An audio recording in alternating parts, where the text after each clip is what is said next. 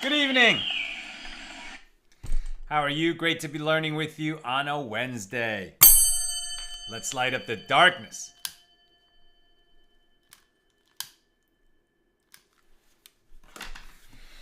Who is with us? We got a really interesting page tonight. Stephen in New Hampshire.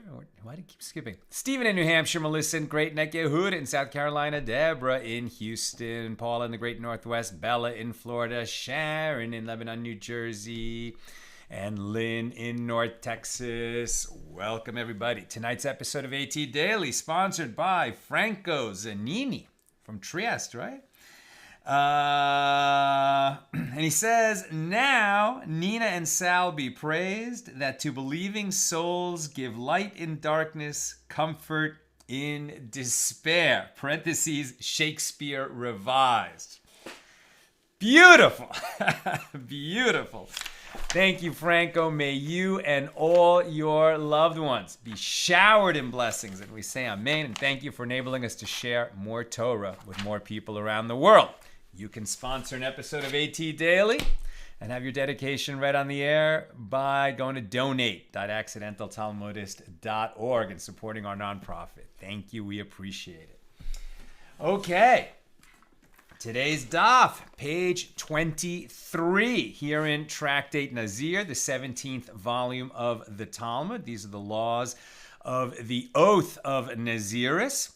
Taking an oath that you will abstain from products of the grapevine, abstain from becoming impure for the dead, and abstain from shaving your hair, and you are obligated to bring the offerings at the conclusion of Naziris. We're here in chapter 4, concluding our discussion of Mishnah number 1, and we'll do Mishnah number 2 as well. Picking it up at the bottom of page 22 and completing the discussion of Mishnah number 1, which was about these linked vows of Naziris, particularly between a husband and wife. If your vow is dependent on another person's vow, they said, I will be a Nazir, you said, and I. And then that person's vow was uprooted. They went to a sage and had their vow nullified. So then since you said, and I, if your vow is dependent on his and his vow is uprooted, yours is uprooted too. Becomes a very interesting and more nuanced question when a husband says, I am hereby a Nazir. His wife says, and I. So then her vow is dependent on his. Can he then nullify her vow? A husband can nullify his wife's vows. It's a leniency for her. If her vow is dependent on his, can he nullify her vow? Yes. But if she said, I am hereby a Nazir, and then the husband said, and I, so now his vow is dependent on hers, can he nullify her vow? No. On the one hand, the reason he can't nullify her vow is because if he uproots her vow and his vow is dependent on hers, so when he nullifies her vow, he would be nullifying his own vow. And you can't nullify your own vow. You can nullify your wife's vow if you're married to her, but your own vow you cannot nullify. You'd have to go to a halakhic authority, a rabbinic court, or at least a sage to nullify your vow. So you can't nullify your own vow. Moreover, if she said, I am hereby Nazir, and then he said, and I, meaning he wants to become a Nazir also, but his vow is dependent on hers, in the act of saying, and I, he has ratified her vow. He can no longer nullify her vow. Those are some of the nuances that we've already seen with respect to Mishnah number 1 here in chapter 4. Concluding that discussion, the Mishnah teaches that if a husband said, I am hereby a Nazir and you. Now, can you take a vow on someone else's behalf? Can I say, I vow to be a Nazir and you will be a Nazir too? Doesn't matter who you are. You could be my son, my daughter, my wife. It doesn't matter what our relationship is. You can't take a vow on behalf of someone else. They can only vow for themselves. Right? So if I say, I am hereby a Nazir and you, speaking to my wife, she hasn't made a vow. She's not bound by what I just said. But if she says amen, then she's indicating that she accepts the vow that I sort of verbalized for her, but it did not become her vow until she said amen. So if the husband says, I am hereby Nazir, and you, and then the wife said amen, so can the husband nullify her vow? Yes, he can nullify her vow, and his vow remains intact. That's the key. He can't nullify her vow if his vow would thereby be nullified also. But since he said, I'm hereby Nazir, and you, she said amen, right? So her vow might be dependent on his, but he as the husband can nullify her vow without uprooting his own. And the Gemara raises a contradiction to this from a Baraisa. Now, with regard to one who said to his wife, I am hereby a Nazir, and you, and she said amen, they are both bound by their vows. And if she did not answer amen, they are both permitted, meaning neither is bound by the vow, because he made his vow dependent on her vow. In other words, he meant that he would be a Nazir on the condition that she too accept Naziris upon herself. So this Baraisa teaches that if she says amen, he cannot nullify her vow, which apparently contradicts the ruling of the Mishna. So Rav Yehuda said, teach the Baraisa by amending it so that it reads, he can nullify hers and his remains intact. But that's like the Mishnah. Rather than they are both bound by their vows. And Abaye said, well, actually, you can even say that the Baraisa should be read as it teaches, without amending it, as there is a difference between the two cases.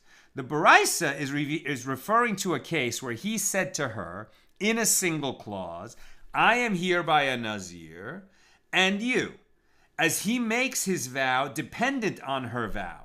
Consequently, if she is not a Nazir, his vow is also canceled. And the Mishnah is referring to a case where he said to her in the form of a question, I am hereby a Nazir, and what about you? This indicates that he himself has completely accepted his Naziris, and he is simply asking his wife if she would like to join him. And due to that reason, as he did not link his vow to hers, he may nullify her vow, and his remains intact. As always, we're wondering, why didn't he just speak clearly? If he would just be clear about what it is that he's trying to do, then the law would be simple, and we wouldn't have to be trying to interpret from his ambiguous language what he actually meant and what is going to be the result. And the answer to that is, first of all, tough cases make interesting legal discussion. And so even though the cases that rarely, if ever, come up in the real world are so often the subject of our sages' discussion because they make a more interesting discussion, tougher question, tougher to parse out what the law is, but also because, as we well know, even when enormous contracts are drawn up for two people to enter into a business or social relationship, where lawyers spend, God knows how many hours and how much money to draft language that will be explicitly clear and cover every situation. And nevertheless, they don't cover every situation, and arguments come up and litigation comes up, and people don't, express themselves clearly enough and can't express themselves clearly enough to cover every situation that can come up. And so by determining these principles, we're able to figure out, okay, what is the halachic outcome when you speak like this or like that, ambiguously, not so ambiguously, tie your vow to someone else's, etc. Okay, we're on 23a, now Mishnah number 2 here of chapter 4.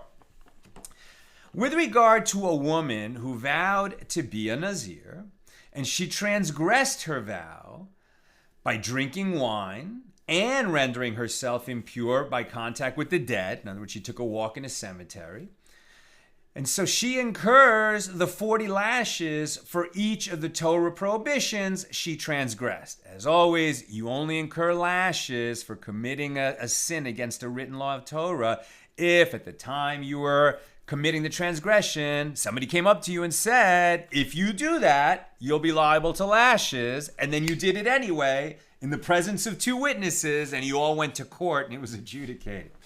So lashes are hardly ever given, if ever, for these transgressions, but again, we're talking about what is the actual legal liability. Okay, so the point is she vowed to be a Nazir, and then she violated her vow, right? If you vow to be a Nazir, so you can't drink wine, and you can't shave your head, cut your hair, walk in a cemetery, etc. And she did it anyway. She did 2 of those things. Now, if her husband nullified her vow, okay, so a husband can nullify his wife's vow, he's doing her a service, and she did not know that her husband had nullified her vow. When he heard of it, he nullified it, but she was not present when he heard of it and nullified it. So she didn't know that her husband had nullified her vow. And she went and violated what she thought was her vow that was still in place by drinking wine and rendering herself impure by contact with the dead. So she does not incur the 40 lashes, right? She might have thought that she was committing a transgression. She was willing to commit the transgression, but in fact, her husband had uprooted her vow, so she didn't commit that transgression.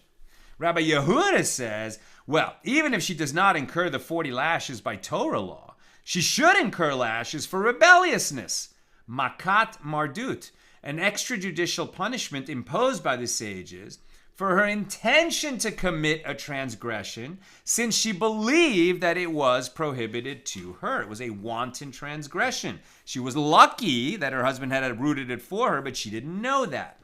That's Mishnah number 2. The Gemara. The sages taught with regard to a verse in the section discussing vows, Numbers 30:13, her husband has nullified them, and the Lord will forgive her. This is a general law that a husband can nullify the vows of his wife. Also, a father can nullify the vows of his daughter. And so in that verse, the Torah is speaking of a woman whose husband nullified her vow, and she did not know that he had done so. That's our situation. So it teaches that if she performs the actions prohibited by the vows, she does require atonement and forgiveness. So it sounds like we said she didn't, right? That she doesn't that she doesn't incur lashes if she violated a prohibition which didn't exist for her because she didn't know her husband had nullified it. So why does she require atonement and forgiveness? This would seem to be in keeping with Rabbi Yehuda's view that she still is liable to lashes because of rebelliousness rather than violating that vow. Now, when Rabbi Akiva would teach this verse, he would cry, saying, and if one who intended to pick up pork in his hand and eat it, and in fact, he picked up the meat of a lamb in his hand and ate it, right? So we're talking about a Jew who's obviously prohibited to eat pork, and he thought he was picking up pork and eating it. He was willing to just violate the Torah prohibition against eating pork, but in fact, God saved him, as it were, and the meat that he thought was pork was actually a permitted meat, lamb. So he intended to sin, but lucky for him, he ate something that was actually permitted when he was intending to commit a sin. So about this situation, Rabbi Akiva is saying, one who intended to pick up pork in his hand, and he in fact picked up meat, the meat of a lamb, and he ate it, so that he did not commit a sin, like this woman who tried to sin and was unaware that her husband had nullified her vow. Nevertheless, this person requires atonement and forgiveness. So then, with regard to one who intends to pick up pork in his hand and in fact picked up pork in his hand, all the more so does he require atonement. I think Rabbi Akiva is making the point, and Rabbi Akiva had this tremendous love for all of the Jewish people, right? So if he's saying, my goodness, if a person who intended to commit a sin, and in fact did not commit a sin, nevertheless requires atonement and forgiveness, think of all our brothers and sisters who are wallowing in darkness, as it were, right? They know that a Jew is prohibited to eat pork. They don't care. They just go ahead and do it anyway. How much more atonement and forgiveness do our brothers and sisters need? That they think that they could just do that and there won't be any consequences. This old-fashioned religion doesn't apply to them. And this would make Rabbi Akiva cry that they could be so misguided. On a similar note, you can say and quote the following verse with regard to one who is liable to bring an uncertain guilt offering, which is brought for a possible transgression. Though he does not know it yet, he is guilty and shall bear his iniquity. So we have the sin offering, right? When do you become liable to bring a sin offering? That's when you commit a sin by mistake, right? When you commit a sin on purpose, knowing that it's a sin, you can't atone for that by bringing a sin offering. You can atone for it. You can ask God to forgive you. You can pray for strength to do better next time, and sort of plead for mercy because you were weak and you just knew you were committing a sin and you did it anyway. You can atone for that, but you can't atone for it, when the temple is standing, by bringing a sin offering. That's for an unwitting violation. A guilt offering is something else. A guilt offering is brought in certain kind of specific situations. One of those situations is, for example, there were two pieces of meat. You ate one. It turned out that one was forbidden, was forbidden fat. The other was permitted. Right? It came from a part of the cow that's prohibited to a Jew to eat. The other one was come from a permitted section, and you're not sure which one you ate. So that's a case where you might bring the asham, a specific kind of guilt offering. The guilt offering has a lot of nuances. Right now, we're not talking about offerings so much, but it's just the situation that Akiva was addressing and debating with Isi ben Yehuda, as we shall see. Right, so this verse teaches, right, where he's not sure if he committed a sin or not. And in some cases, we'll never know. The uncertainty will remain. So this verse teaches, and if in a case similar to one who intended to pick up the meat of a lamb and eat, he was intending to eat lamb, which is permitted, and instead he picked up pork by mistake. So by mistake, he ate pork. He didn't intend to. He intended to eat permitted meat. And by mistake, he picked up pork and he ate that. So that's an unintentional sin. For that, you would bring a chatas, a sin offering. Thereby sinning unintentionally. For example, where one took a piece of meat with regard to which it is uncertain whether it is permitted fat or uncertain whether it is forbidden fat, and he ate it. Right. So one case is the guy he wants to eat what's permitted, and by mistake he picks up the wrong meat. A second case is where a guy has two pieces of meat and he knows that one of them is prohibited. He's not sure which is which. He says, you know what? I'm so hungry, I'm just going to take a chance. Hopefully I'll eat the right one. Now, he knows that he might be committing a sin when he goes into it. So that's certainly a higher level of culpability, as it were.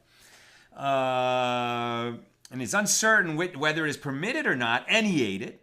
So then he is liable to bring a provisional guilt offering. This is where the asham comes into it, the guilt offering. And about this, the verse states, and he shall bear his iniquity, indicating that he requires atonement via an offering. Then, with regard to one who intends to pick up pork, and he does pick up pork, right? The one who just intentionally sins, he knows he's eating pork and he eats it anyway, all the more so does that person require atonement. We're sort of establishing gradations of sin, as it were. Now about this, Isi ben Yehuda says that this verse, though he does not yet know if he is guilty and he shall bear his iniquity, it should be explained in a slightly different manner. And if, in a case similar to the one who intended to pick up lamb and instead he picked up pork, for example, where there are two pieces before him, one of forbidden fat and one of permitted fat, and he picked up one and ate it without knowing which of them was forbidden, it states with regard to him he shall bear his iniquity. Then with regard to one who intends to eat pork and he does so, all the more so he needs atonement. So the Gemara adds, and with regard to this matter, those who suffer should suffer. I.e., one can see from here the extent to which one requires atonement and forgiveness, right? They're teaching a few different things here. Obviously, if you just intentionally sin, that person requires a great deal of atonement and forgiveness. But we're all supposed to also understand from this discussion that ignorance that's curable is not going to be an excuse, right, before the heavenly court, as it were. You can't just go around negligently not knowing, right, when it was in your power to figure it out and do it the right way. right? The one who just ate it anyway, knowing that it might be sin, that he might be committing a sin. I don't really want to know. I don't want to ask too many questions. I'm living my life. That's why you're always learning. That's why you're asking questions. That's why you're talking to people who are more experienced than you are. That's why you want to have a rabbi in your life, etc., so that you can clarify what's permitted and what's not. Now, it's such a complicated, body of law, just living as a Jew. There's so many rules that, invariably we're going to make mistakes, but at least let them be unwitting mistakes and not negligent mistakes. Now the Gemara asks, and why do I need all these examples for the same idea? Isn't it all the same principle? And the Gemara answers, all of them are necessary, as had we taught this idea only with regard to the case of a woman who sins not knowing that her husband had uprooted her vow, one might have said that it is there that she requires atonement and forgiveness because, at least at the outset, her intention was to sin. She thought that she was violating her vow of Nazir. She didn't know her husband had uprooted it. So as far as she knew, she was committing a sin and doing it intentionally. However, in the case of one who took a piece of meat with which regard it was uncertain whether it was permitted fat or uncertain whether it was forbidden fat, and who intended to eat permitted food, well, one might have said that he does not require atonement and forgiveness. She was intending to sin. The one who's just not really intending to sin, he's just not being careful enough to make sure he doesn't sin. Maybe he doesn't require atonement, but he does. And had this case concerning one who eats a piece that might be forbidden been stated alone, one could say that atonement is required in this situation, as there is possibly a prohibition present before him. However, with regard to this woman who nullified her vow, maybe she was intending to sin, but she didn't commit a sin. There was no sin for her to commit since the husband uprooted the vow. So maybe she didn't have a possibility to sin, even though her intent was to sin. So maybe she doesn't require atonement and forgiveness, unlike the one who at least had the possibility to commit a sin, and he was just negligent in doing it or not doing it. And had only these two cases been stated, I would say, well, it is in these two cases in which atonement and forgiveness are enough for them, as a prohibition is not established. Even the one who ate the piece that might be forbidden fat has not necessarily committed a sin. She didn't commit a sin at all because her husband uprooted the vow. However, if there were two pieces in front of a person, one of them is forbidden fat and one of them is permitted fat, where there for sure is a sin before this person, there is definitely a forbidden piece before him, and nevertheless he proceeded to eat one of them, so one might have said that atonement and forgiveness should not suffice for him. Isi ben Yehuda therefore teaches us that there it is no different, as even this individual is included in the verse, and he shall be forgiven. And now we're learning, like this discussion of atonement and forgiveness. On the one hand, it sounds severe, like, oh wow, just for seemingly maybe like small mistakes that we make in our life, we have to go through an atonement and forgiveness process. But now the discussion has sort of moved forward a little bit, and what they're saying is atonement and forgiveness are always available if you engage in atonement and forgiveness. Right? God is a very forgiving God, endlessly patient. Eventually consequences will come, and we're all held accountable, if not in this world, then in the next. But that God welcomes our atonement, that God welcomes us when we beseech for forgiveness, when we offer a contrite heart, always. The gate of tears is always open. To apologize, to say to God, please help me do better, always available. Atonement and forgiveness are always available if we would just reach out to our Father in heaven.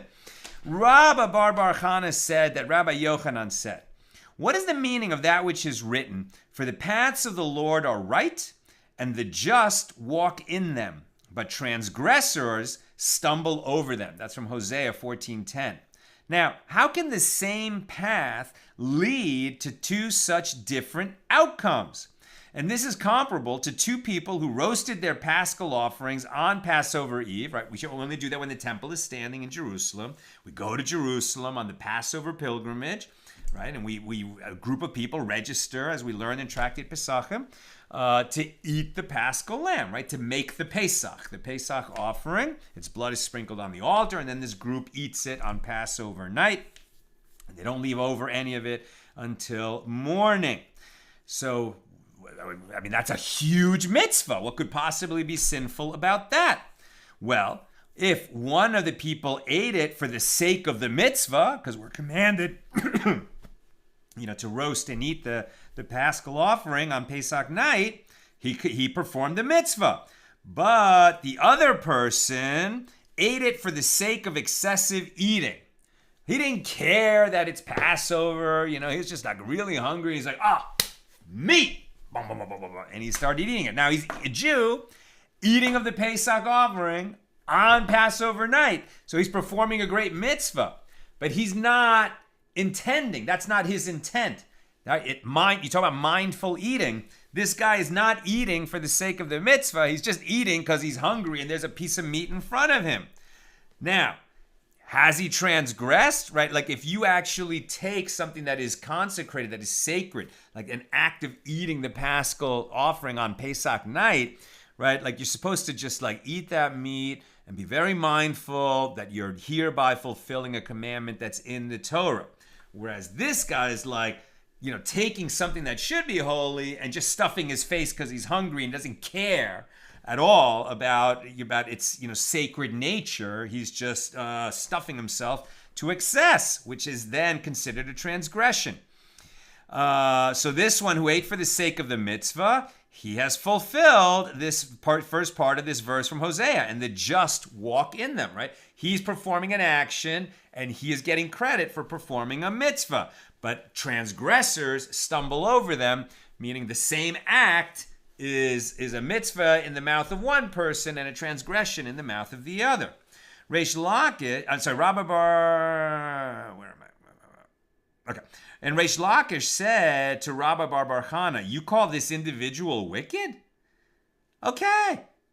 Even though he had not performed the mitzvah in the optimal manner of being mindful of fulfilling the commandment to eat the paschal lamb on Passover night, he at least performed the mitzvah of eating that lamb on Passover night.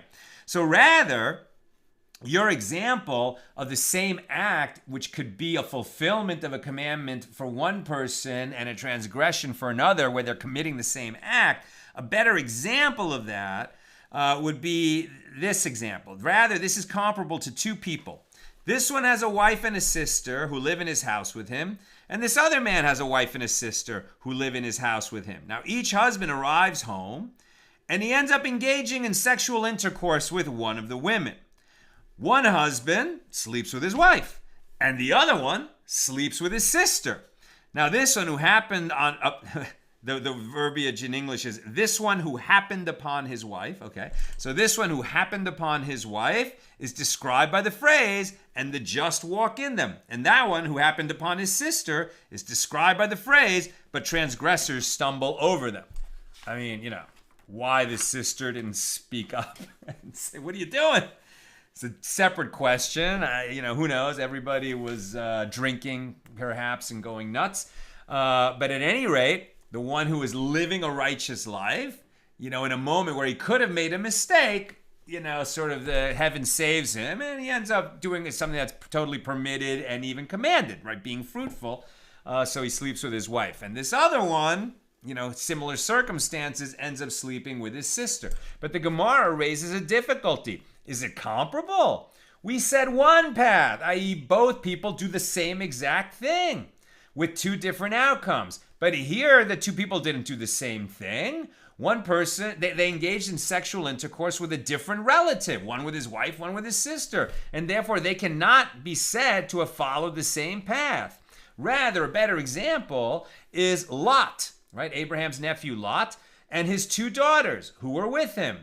They, the daughters, intended to engage in sexual intercourse with him, with their father, but they did so for the sake of a mitzvah, as they believed that the entire world was destroyed when Sodom and Gomorrah were destroyed. They thought that happened to the whole world, and they were the last people on earth.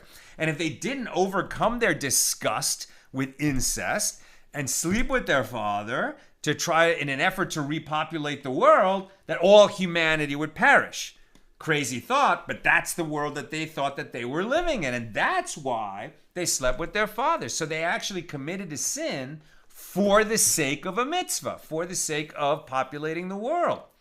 Whereas their father, he wasn't thinking that when he did it. So the same act of cohabitation could be considered a mitzvah on the part of the daughters and a sin on the part of the father.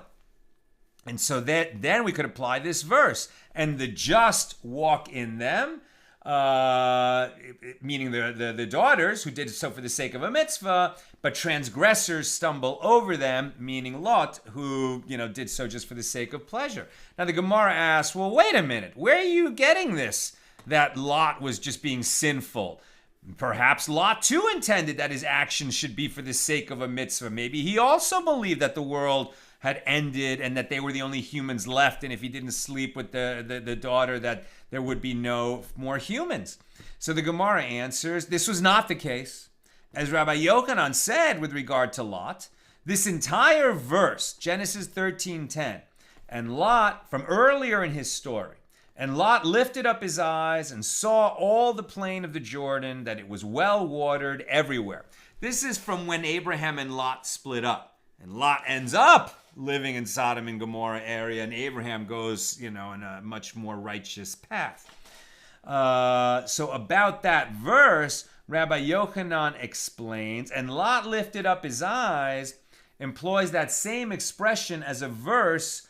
So what Rabbi Yochanan is saying is that this entire verse, and Lot lifted up his eyes and saw all the plain of the Jordan, that it was well watered everywhere, sounds innocuous. But according to Rabbi Yochanan, that whole verse is stated with regard to Lot's sin of licentiousness. It's all about him being a lustful person who's giving into his lust at every turn. And Rabbi Yochanan explains the phrase, and Lot lifted up his eyes. This employs the same expression as a verse that it refers to Joseph's temptation, right? When Joseph was a slave in the house of Potiphar, and Potiphar's wife tried to seduce Joseph every day. And the verse says at Genesis 39:7 that his master's wife lifted up her eyes, which is clearly referring to sin. That's what she wanted. And the phrase used in reference to Lot, his eyes, is stated similarly to Samson's appraisal of the Philistine girl that he sought to marry, for she is pleasing in my eyes, from Judges 14:3. And Rabbi Yochanan continues to interpret the verse about Lot lifting up his eyes as a series of references to licentiousness. And the phrase, and saw, like he saw, is reminiscent of the verse dealing with Jacob's daughter Dinah. And Shechem, the son of Hamor, the Hivite, saw her, and he took her and lay with her. He raped her. Right? So before he raped her, he looked at her lustfully, and that's what led to the rape. And the verse continues, all the plain of the Jordan, the plain, Kikar, which alludes to the verse, for on account of a harlot, a man is brought to a loaf, a kikar, of bread. Proverbs 6:26. And the last part of the verse, that it was well watered everywhere, this recalls from Hosea 2:7, I will go after my lovers who give me my bread and my water, my wool and my flax, my oil and my drink. Now the Gemara asks, wait a minute, Rabbi Yochanan, this seems a little far-fetched. Lot was forced to participate in the sexual intercourse. His daughter gave him to drink, got him drunk to the point that he was unconscious when she slept with him. How can you say that he committed a sin? It's like he didn't even know what was happening. It happened to him while he was unconscious. How can he be considered a sinner? And the Gemara answers that this is as a sage taught in the name of Rabbi Yosef bar Rav Choni. Why is there a dot? It's an infrequent type of punctuation in the Torah scroll over the letter Vav in the word uvekuma with regard to Lot's elder daughter in the verse, and he did not know when she lay down and when she arose. Genesis 19:33. Now this verse seemingly shows that he was unconscious when she carried out her plan to get him drunk, sleep with her, get her pregnant, so that she could repopulate the world. So, we're saying that she committed a sin for the sake of heaven, so she's going to be forgiven for that.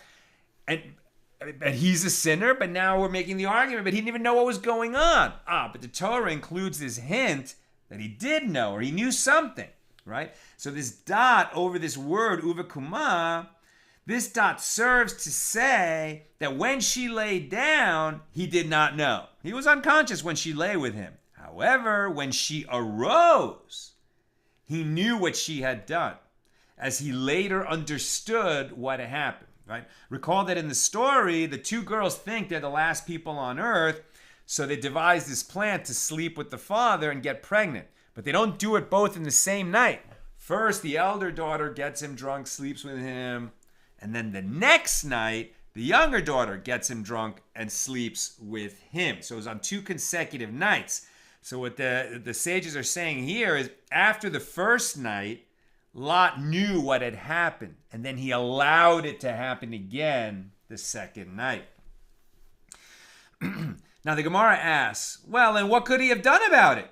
What has happened has happened. I.e., Lot could not change the past. In other words, our argument, all we've learned so far, is that Lot knew that his daughter had done this to him when she arose and left him. Okay, well, what could he have done about it then? It already happened.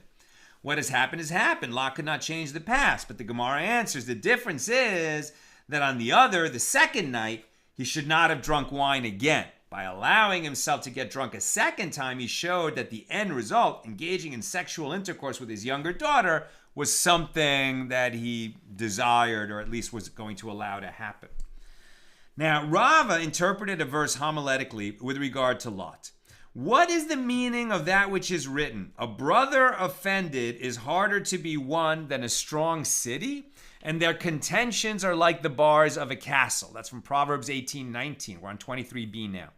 A brother offended is harder to be won than a strong city. This refers to Lot, who was called Abraham's brother. He was Abraham's nephew, but it's like a brother, and who separated from Abraham. And their contentions are like the bars of a castle. And this is because Lot brought contention between the Jewish people and his own descendants, like bars which lock the gates of a castle.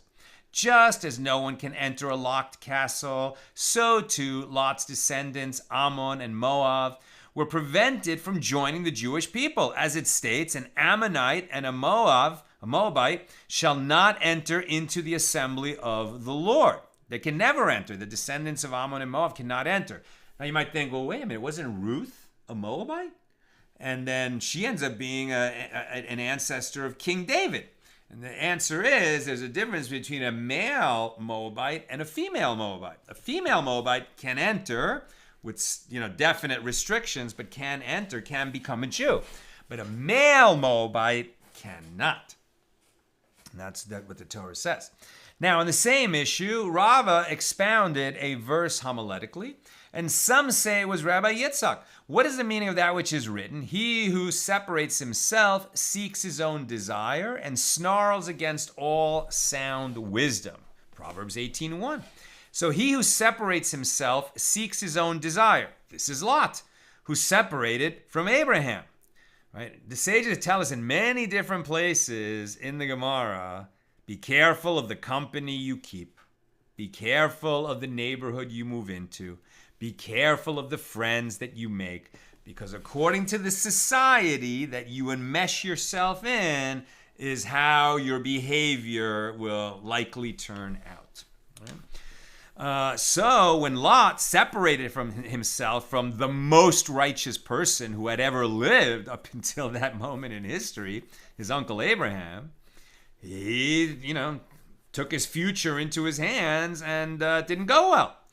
So he who separates himself seeks his own desire. This is Lot, who separated from Abraham, and snarls against all sound wisdom. And this too describes Lot. As his shame was eventually revealed, they're talking about snarls and revealed, yitgala and nitgala, as his shame was eventually revealed in the synagogues, when his actions recorded in the Torah are read in public and in the study halls, where the laws of his descendants are taught. As we learned in the Mishna, an Ammonite and a Moabite are prohibited from entering the congregation by marrying a Jewish woman, and their prohibition is permanent. Whereas a Moabite-S, like Ruth, can marry a Jewish man and convert. Now, isn't it interesting, this idea Lot just thought he was living his life. Did he realize that his actions would be recorded in the best-selling book of all time, the Bible, and that his actions would be studied by us and by generations and generations and generations of God-fearing people?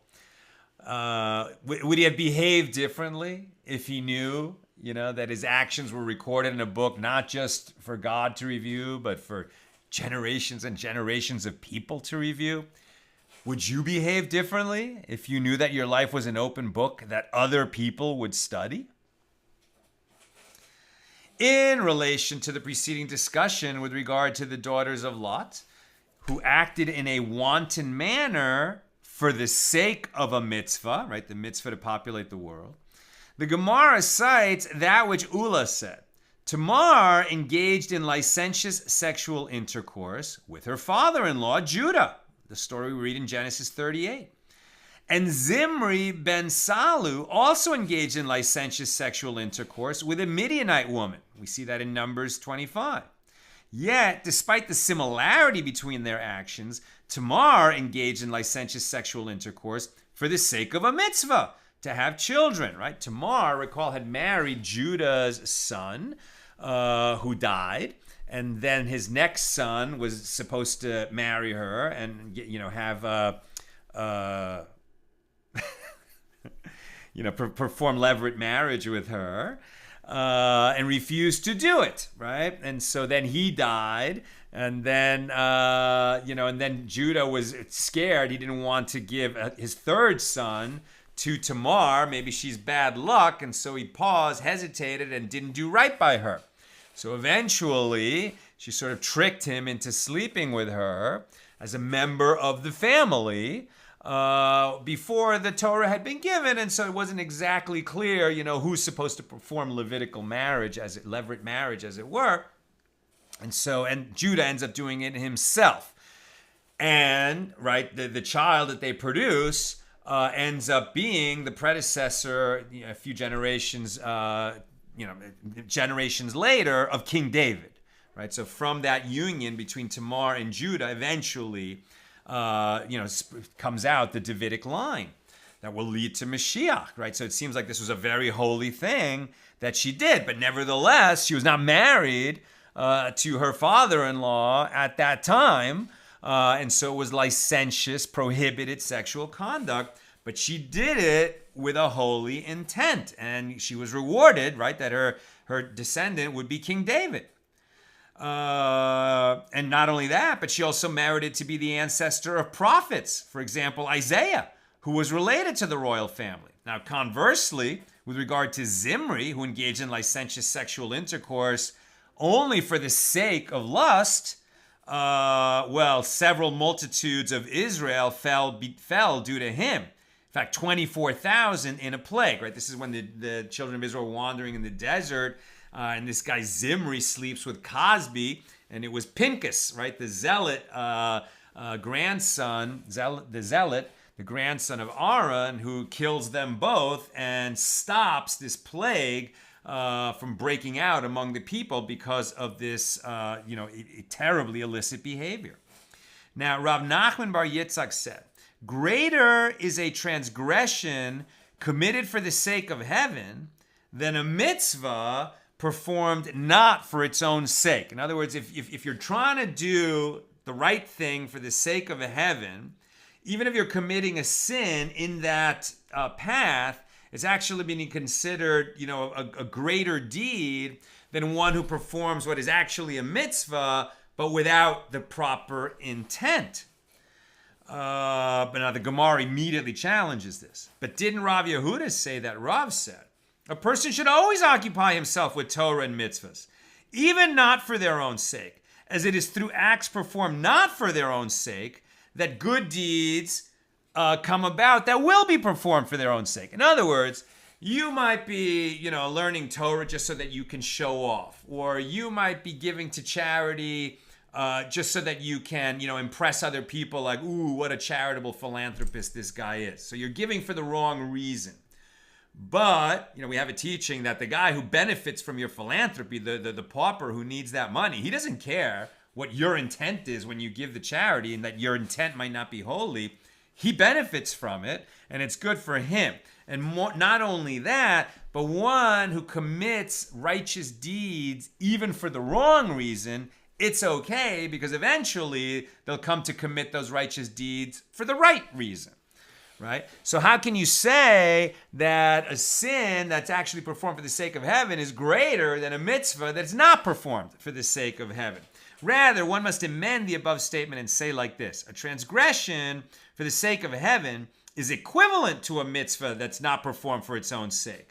And the proof is, as it is written, blessed above women shall Yael be, the wife of Heber the Kenite, above women in the tent. She shall be blessed.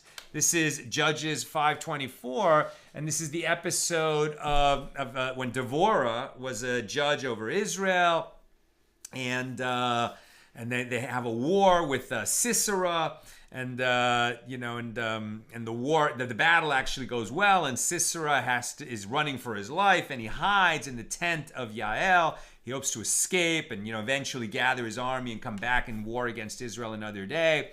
But the righteous Yael ends up killing him by driving a tent peg through his head. What's the sin in that? I mean, he was an enemy of Israel, a very dangerous enemy. But what we learn, it's not explicit in the Bible, but in the in the Midrash and in the discussion by our sages about what actually happened there, it's that she slept with him in order to get him off his guard. I mean, he was a warrior, and it was very dangerous for her. She couldn't fight him directly, so she kind of relaxed him by sleeping with him, and then once he was sleeping, then she killed him. Now, did she commit a sin when she had sex with a man who wasn't her husband? Well, she was doing this for the sake of the nation. And about her, it says that what she did was righteous, and righteous on a level of the deeds of our matriarchs, right? Sarah, Rebecca, Rachel, and Leah. That's what it says. Who are these women in the tent to whom she's being compared? They are Sarah, Rebecca, Rachel, and Leah. Yael's forbidden intercourse with Sisera for the sake of heaven is compared to the sexual intercourse in which the matriarchs engaged in order to, create the patriarchs and the tribes of Israel. So the Gemara asks, how is it derived that Yael engaged in sexual intercourse with Sisera? And it says, Rabbi Yochanan said that wicked one Sisera engaged in 7 acts of sexual intercourse with Yael at that time. As it is stated, between her feet he sunk, he fell, he lay. Between her feet he sunk, he fell. Where he sunk, there he fell down, dead. That's what it states in Judges 5:27. And each mention of falling is referring to another act of intercourse. So the Gemara asks, but Yael at least enjoyed the sexual intercourse with him. Why is the verse so effusive in her praise? And Rabbi Yochanan said, all the good of the wicked, i.e. anything good received from wicked people, is nothing other than evil for the righteous. And therefore, she certainly derived no pleasure from sleeping with this enemy of Israel. She just did it for the sake of Israel. And you could compare her to somebody who takes on a very dangerous mission as a spy and has to, do this kind of a thing, but is actually acting as a soldier for their nation. And that's what she was doing.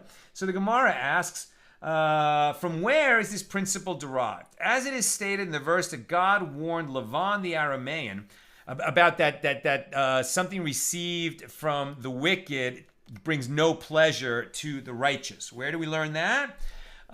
When God warned Lavan, who was chasing after Jacob left with his wives and all his sons from the house of his father-in-law, and God says to Lavan, who's chasing Jacob, he appears to him in a dream and says, guard yourself from speaking to Jacob from good or evil. Genesis 31:24. Now granted, with regard to the warning against speaking evil, it is fine that Lavan was warned by God not to harm Jacob. However, why shouldn't he say anything good to Jacob? Why does God say to Lavan, don't say anything to Jacob, not good, not bad? We understand, don't speak evil to him, don't do evil to him, but don't compliment him, don't say good things to him. Why is he precluded from that?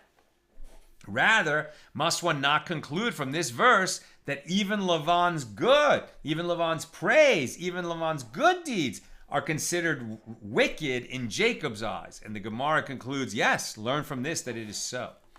Now the Gemara returns to analyze in greater detail the above matter itself. Rav Yehuda said that Rav said, a person should always occupy himself with Torah and mitzvahs, commandments, even not for their own sake, as through these acts performed not for their own sake, good deeds for their own sake will eventually come about. And the proof for this is that in reward for the 42 offerings that the wicked Balak sacrificed, although he, trying to get Bilam, the prophet, to curse the Jewish people, although he did not bring those offerings for the sake of heaven, but rather just to facilitate the cursing of the Jewish people, nevertheless, he merited that Ruth descended from him. And not only was he the forebear of a righteous convert, but also of King David, Ruth's descendant. And this is, as Rabbi Yosei, the son of Rabbi Hanina, said, Ruth was the daughter of the son of Eglon, the king of Moab, who descended from Balak, the king of Moab. So Rabbi Chia bar Abba said that Rabbi Yochanan said, from where is it derived that the Holy One, blessed be He, does not deprive one of even the reward for proper speech, i.e. for speaking in a refined manner? As while there is the case of Lot's elder daughter who called her son Moab, which alludes to his shameful origins, as Me'av means from father, right? She slept with her father and produced this son Moab. That's where the Moabites come from. And the merciful one says to Moses, do not besiege Moab, nor contend with them in war, which indicates it is war that is not permitted. However, with regard to harassing, the Jews were permitted to harass the Moabites. And then there is the case of Lot's younger daughter. When she slept with her father Lot and got pregnant and had a son, she named him Ben Ami, son of my people, without explicitly mentioning that he came from her father and from this incestuous behavior. So her speech was more refined than her sister. And with regard to her descendants, God said to Moses, do not harass them, nor contend with them. Deuteronomy 2:19, which means even as far as harassing is concerned, you may not harass them at all. So it's like the descendants of Lot's younger daughter have an advantage that the descendants of Lot's older daughter don't have, and it's because Lot's younger daughter had more refined speech. And Rabbi Chia bar Avin said that Rabbi Yehoshua ben Korcha said, a person, and I'm almost done, so if questions or comments, get him in. Rabbi Chia bar Avin said that Rabbi Yehoshua ben Korcha said, a person should always come first with regard to a matter of a mitzvah, as in reward of the one night that the elder daughter of Lot preceded the younger daughter for the sake of a mitzvah. She merited to precede the younger daughter by 4 generations to the monarchy of the Jewish people. What? The descendants of Ruth the Moabite, who's a descendant of Lot's older daughter, ruled over the Jewish people for 4 generations, right? King David and his son Solomon and Obed and Yishai. Before the son of Solomon's son Rehoboam, whose mother was Naamah the Ammonite. Right? So eventually both of these girls actually produced kings of Israel, but the older daughter, who, was more expeditious in performing, it was a sin, but she was doing it for the sake of heaven. So the fact that she did it first, actually she merited to have kings descend from her sooner than her sister, who had the similar act and the similar outcome. Now, are we learning that, well, as long as we have an intent to do it for the sake of heaven, we could do whatever we want? No, we have not learned that at all. And we should be very careful. This ends justify the means argument, very dangerous, because we might do the analysis wrong. And then we don't get any credit for doing it for the sake of heaven, and we are only held accountable for the sin that we committed because there might have been another way to achieve the same outcome without committing the sin. But at least if we're always trying to do for God and to act out of gratitude to God and praise to God for all the good that He does us, we're less likely to make mistakes, less likely to sin, more likely to be rewarded and to come closer to God in our relationship with Him. All right, let's see if we got some questions or comments on Nazir 23.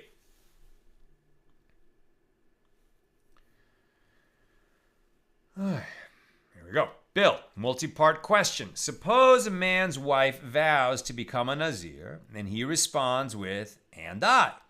And then his wife has an extenuating circumstance of some sort, and she needs her vow annulled.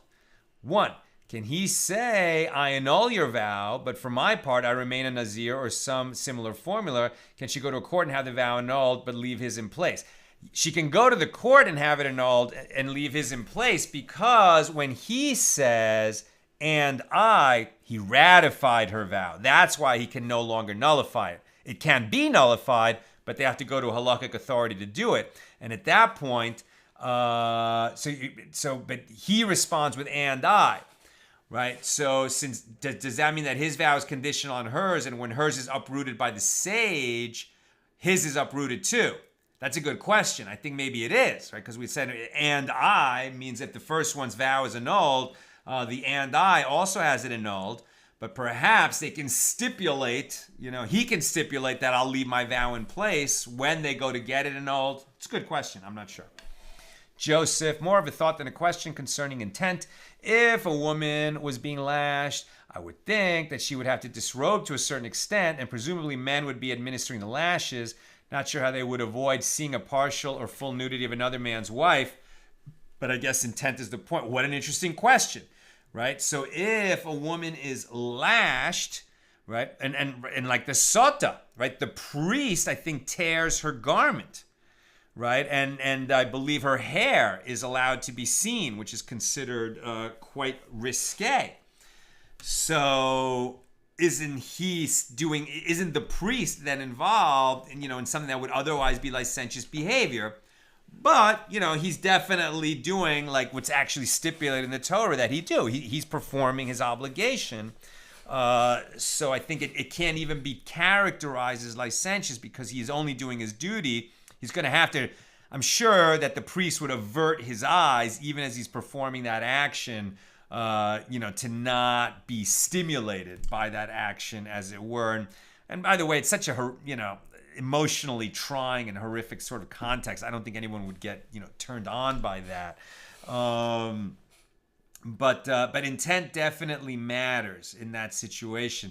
I mean, we definitely have this idea, for example, that, we don't wear wool and linen together, right? A garment that's shatnez, right? It's prohibited to wear a garment of wool and linen. But part of the priest's vestments, definitely a high priest, I think all priests, though, they would wear a mixture of wool and linen together as they were commanded to do. So, context is everything. I mean, if the Torah does not contradict itself, it's just outside the temple, non-priest, you don't wear wool and linen together. A priest serving in the temple, okay, there's a special exception for them. That doesn't mean that they're doing something wrong. They're just fulfilling the law, which in that context is different than in other contexts. I mean, going 70 miles an hour down a highway is illegal if it's a 55 speed limit and legal if it's a 70 speed limit. It depends where, when, and how. Jonathan, I know many people who don't act on doing the right thing because they worry about unintended consequences. So maybe this is saying do the right thing and let God take care of the consequences. I mean, right, we can't, I agree with you, but it's a problem, right? I mean, we can't make principles like that are going to cover every situation. There's so many different possibilities that we're constantly evaluating, and is it right if it just seems right now, but for sure will produce problems? We would avoid such an act. Might produce real problems, probably avoid such an act. Might produce consequences that we don't know what they are, but they might happen. It's getting more and more attenuated. And so, we should just stick to, let's just do the right thing. Let's just do the right thing until we have good reason not to do what seems like the right thing. But it's a good, it just requires thought, planning, research, experience, and still we're going to make mistakes. But the more mindful we are and the more experience we have, the less likely we are to make mistakes. That's why we put such a premium on listening to our elders, because they've been through so many more situations than we have. Sharon, the story of Devorah does not say that Yael slept with Sisera, but that she gave him milk instead of water to make him tired and he fell asleep. It seems presumptuous to make assumptions that she had sex with him because he fell before her. I'm not going to call Rabbi Yochanan presumptuous. I think he had access to more of a tradition than we do, and I don't think he was making it up, out of whole cloth because it sounded good to him. He must have inherited a tradition about what really happened there, and why was it not recorded in the Book of Judges in that explicit manner? Perhaps because the Book of Judges was speaking in its own refined manner and didn't want the hero, Yael, to be besmirched in the historical record, as it were. And I think what Rabbi Yochanan came to say is, even if she did that, she's still a hero in that situation. All right, that's what I've got for us today. With God's help, we'll be together again tomorrow. The regular time, Thursday night, 6 p.m. Pacific.